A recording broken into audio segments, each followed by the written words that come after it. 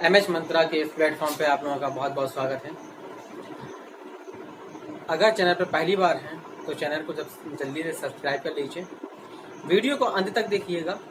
Video समझ आती है, पसंद आती है तो लाइक कर दीजिएगा और शेयर करना बिल्कुल भी मत भूलिएगा। कल हमने आप लोगों को इंडियन हिस्ट्री का पहला पार्ट दिया था, जिसमें सोर्स ऑफ इंडियन हिस्ट्री का टॉपिक हमने आप लोगों को क्लियर किया था।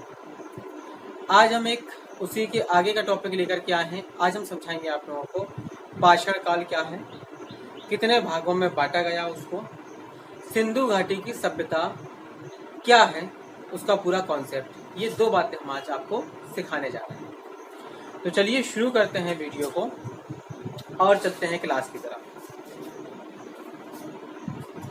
पाषाण काल, पुराना काल जिसे जाना जाता है, पुराने काल के नाम से, प्राचीन काल के नाम से जाना जाता है। पाषाण काल को एक्चुअली में 3 भागों में डिवाइड किया गया था। समझने के लिए 3 भागों में से बांटा गया था। 3 भाग इसके पहले तो हो गया था, एक आपका पुरा पाषाण काल, दूसरा मध्य पाषाण काल और तीसरा था आपका नव पाषाण काल। देखना ये था कि पुरा पाषाण काल में किन चीजों का प्रयोग किया जाता था, किन बातों को मानव जानता था, किन चीजों को समझता था। मध्य पाषाण काल में उसने अपनी समझ को कितना विकसित किया, नव पाषाण काल में उसका मानव का कितना विकास हो पाया। एक्चुअली में होता ये कि 36,000 ईसा पूर्व पहले मानव सबसे पहले अस्तित्व में आया था, जिसे होमो सेपियन कहा जाता है। अब अगर हम पुरा पाषाण काल की बात करें तो पुरा पाषाण काल को आखेटक काल या खाद्य संग्राहक काल के नाम से जाना जाता है। पुरा पाषाण काल को आखेटक या खाद्य संग्राहक काल के नाम से भी जाना जाता है। जीवन का मुख्य आधार जो था वो था शिकार करना। जो पुरा पाषाण काल में लोग रहा करते थे, खाते थे, भोजन खाने के लिए कुछ उन्हें चाहिए, तो उनका मुख्य आधार था शिकार करना। शिकार करते थे और अपनी जीविका चलाते रहते थे। ठीक है।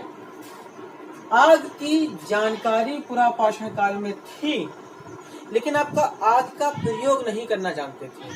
आग की जानकारी तो थी लेकिन प्रयोग नहीं करना जानते थे। प्रयोग करना सीखा इन्होंने नव पाषाण काल में। पालतू पशु कुत्ता हुआ करता था, लेकिन उसे मुख्य रूप से जो पालतू बनाया गया वो मध्य पाषाण काल में बनाया गया। कुत्ते को पालतू पशु के रूप में बनाया गया मध्य पाषाण काल में। साथ ही साथ में जो नव पाषाण काल में है, आग का प्रयोग करना सीख गए और कृषि का प्रयोग करना सीख गए। कृषि कैसे की जाती है, और जब कृषि करना सीख गए, कृषि से अनाज उगाना सीख गए, तो चूंकि कृषि की देखरेख करना पड़ती है पौधों को, तो उसके आधार पर, उसके कारण, कृषि करने के कारण स्थायी निवास करने की प्रवृत्ति मानव में आने लगी। जब एक चीज को देखना सुनना है तो उसके लिए वहां पे ठहरना पड़ेगा, रुकना पड़ेगा, और जब रुकेंगे तो फिर वहां पे आसरा ढूंढेंगे रुकने का, अपनी सुरक्षा करने का, अपने प्रोटेक्शन का।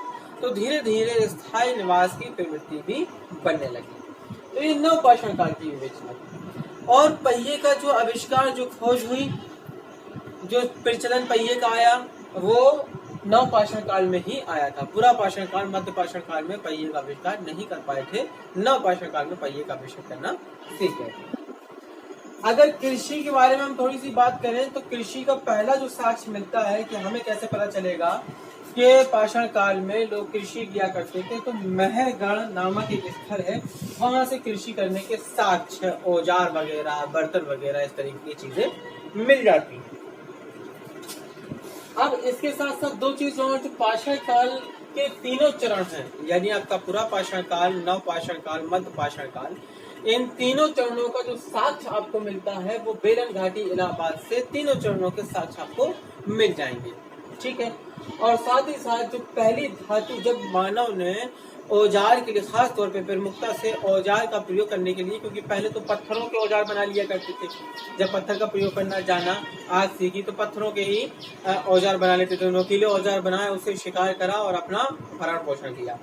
लेकिन धीरे धीरे जब खोज होती चली गई और मानव विकसित होता चला गया तो सबसे पहले मानव ने जो धातु का प्रयोग किया था वो तांबे की धातु का प्रयोग किया था सबसे पहले। ठीक है, तो ये तो पाषाण काल की कहानी थी। अब हम बता रहे हैं सिंधु घाटी की सभ्यता या उसे हड़प्पा सभ्यता के नाम से जाना जाता है।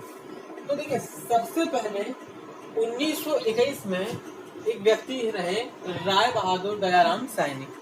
राय बहादुर दयाराम साहनी ने क्या किया, पुरातत्व विभाग के नीति निदेशक जो थे वो थे आपके सर जॉन मार्शल।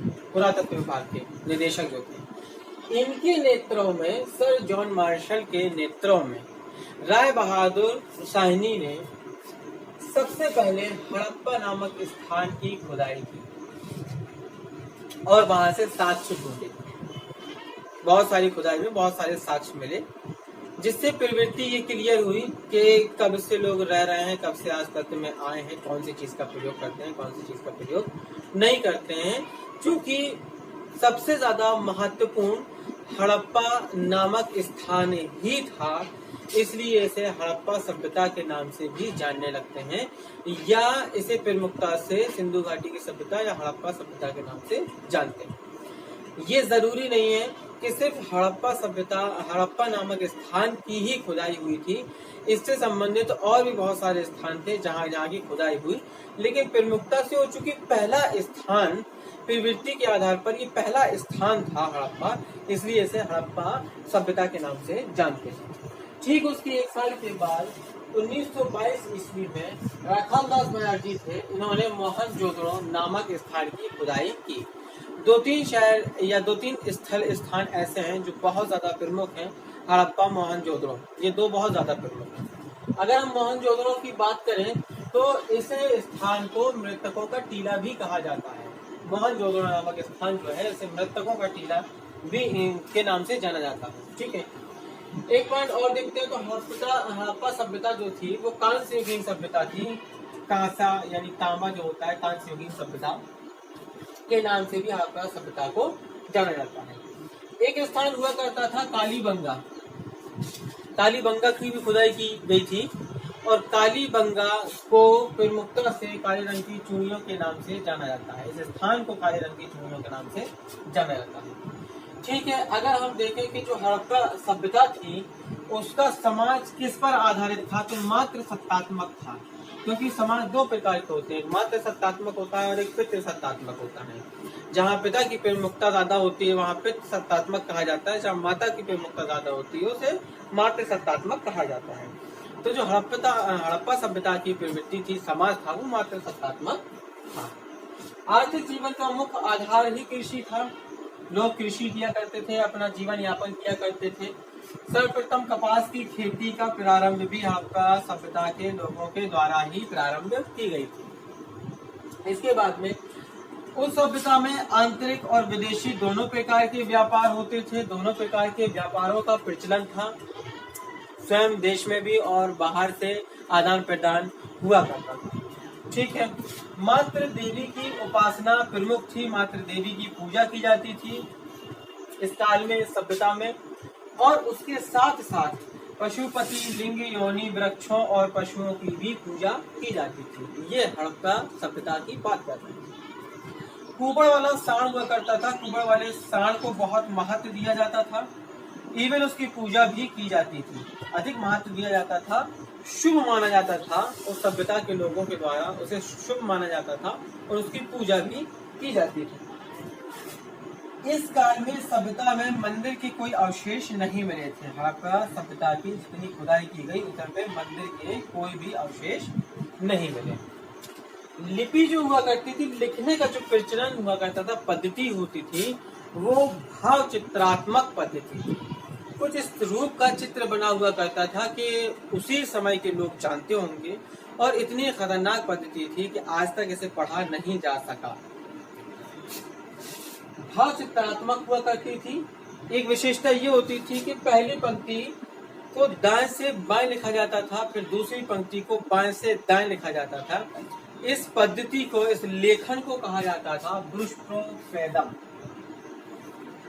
ठीक है, ये आज तक पढ़ी नहीं जा सकती, नॉट रिलेटेबल है ये, आज तक पढ़ी नहीं जा सकती, अभी तक नहीं पढ़ी जा सकती इस पद्धति को। ठीक है, जो शव मृतक हुआ करते थे उनको दफनाने का काम और जलाने का काम इस पद्धति में समाज में प्रचलित था, इसकी प्रथा थी, लोग जलाते भी थे और दफनाते भी थे। ठीक है, सिंधु घाटी की सभ्यता की अगर हम बात करें तो इसके साथ अकॉर्डिंग टू C14 एनालिसिस, मतलब अगर हम C14 विश्लेषण पद्धति के आधार पर विश्लेषित करें, खुदाई में जो साक्ष्य मिले, जो भी चीजें मिली, जो भी वस्तुएं मिली, अगर हम उनका विश्लेषण C14 के अकॉर्डिंग टू साइंस मेथड से करते हैं तो उसका जो ड्यूरेशन काल बताया जाता है सिंधु घाटी सभ्यता का, वो होता है आपका 2350 ईसा पूर्व से लेकर 1750 ईसा पूर्व तक का इसका रेंज, इसका ड्यूरेशन रहा है।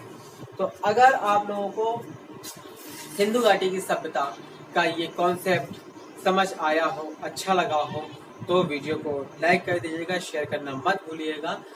ये आज का दूसरा पार्ट था, कल फिर या अगली नेक्स्ट वीडियो जब भी आएगी तीसरा पार्ट आपको फिर से देंगे, उसमें जहां तक वैदिक काल की विवेचना और विवरण उसको समझेंगे।